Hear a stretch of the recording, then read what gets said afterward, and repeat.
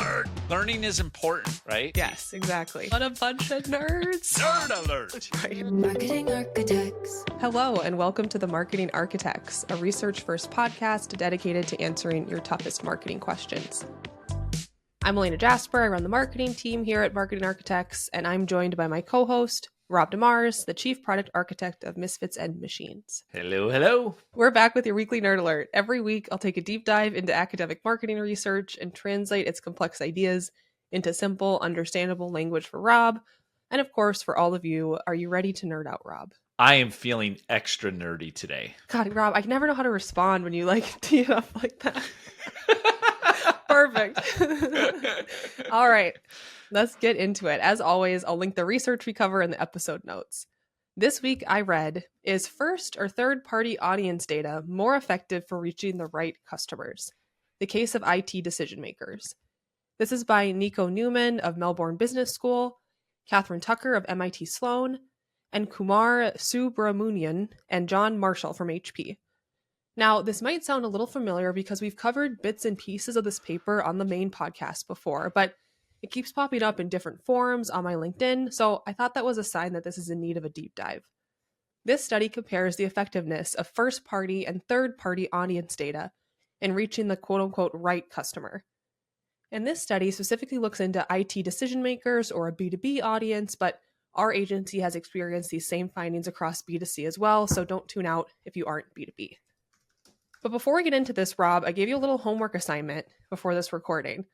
I asked you to go to My Ad Center in Google and take a look at your current ad targeting. And I'd like to know, are the categories that Google has placed you in correct? And what are your top ad topics, if you're willing to share them? It was amazing. I got to tell you, I was blown away. It brought back that famous quote, if you're not paying for the product, you are the product. And we all just love to hook ourselves up to Google. And clearly, I am the product. It knew my top categories, which were email and messaging, business and productivity software, business management software, books and literature, and then vehicle parts. Oh, so all of those you'd say are accurate. It was. I was actually surprised in the vehicle parts because I am not a mechanic head or anything like that, but I do like to buy things for my Jeep. So yes, it nailed it. Did you look into, did it say anything else about who you are in particular, or just kind of those your main? Absolutely. Yeah, it covered off on my income level, on whether or not I was married, whether or not I have an advanced degree, which I don't know if a Bachelor of Arts is an advanced degree, but I'll take it. I have that same degree. How dare you? And that I work in a technology-related area, and that I'm a parent. So yeah, I mean, it was incredible. I think Google is generally spot on. For me, it was also pretty spooky. My top ad topics were business, news, and media, graduate programs, skincare, beverages, and business management software. So not quite as accurate as yours. I'd say business, news, and media is probably worthwhile, and skincare too, business management software. But the rest of those categories might be kind of wasting some ad dollars on me. And then same thing as you, all the categories about who I am as a person were correct, which is kind of spooky. I'm recently married and a homeowner, and that's pretty recent, and it already has that updated in Google, which is pretty scary. But the only thing that it got wrong is it thinks I'm in the education industry, not the advertising industry. Interesting, but you're kind of in the education industry. Well, exactly. I think it's because of all the research that I do for the podcast.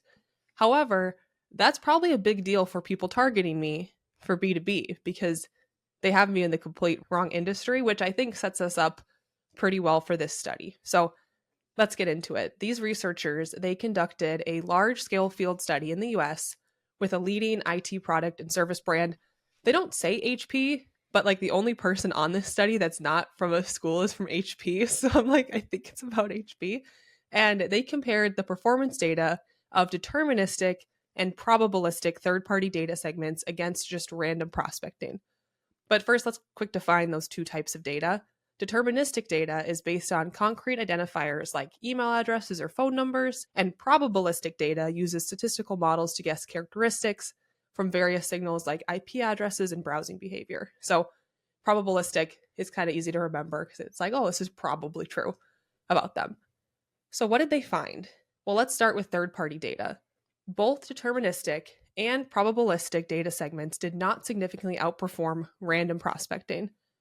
This means that using this third-party data was no better than guessing when trying to reach IT decision makers.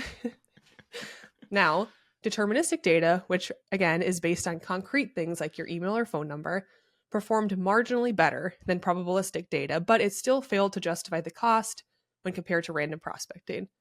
However, even deterministic data, which should be more accurate, had flaws. Pieces of information like job roles, like my own, or locations were often incorrect. Part of the reason why there were so many mistakes was because of the onboarding process.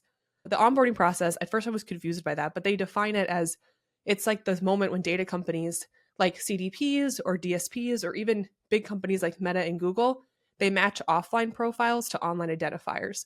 And errors in this step of the process, that's what led to those incorrect matches and ultimately ineffective targeting.